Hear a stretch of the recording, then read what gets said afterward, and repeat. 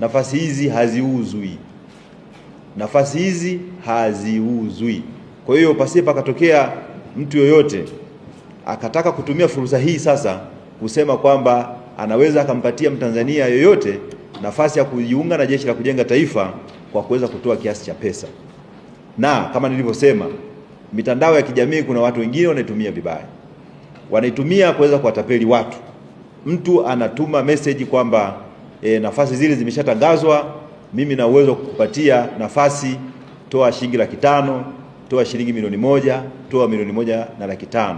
Nafasi hizi haziuzwi, bali ni kwa Watanzania wote ambao wana vigezo ambavyo vimeelezewa. Kwa hiyo nimesema nitoe msisitizo, kwani mara baada ya zoezi hili kuendelea tumekuwa tukipokea malalamiko kutoka maeneo mbalimbali kwamba mimi nilitoa pesa lakini kijana wangu amekosa nafasi.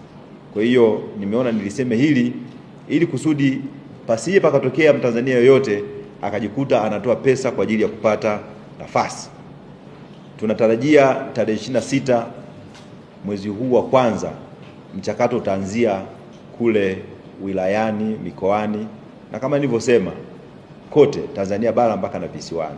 Napenda tu kutoa rai kwa Watanzania kwamba waende kule kwenye vijiji vyao, kwenye tarafa zao, kwenye halmashauri zao, kwenye wilaya zao, kwenye mikoa yao, ili waende wakapate fursa hizo.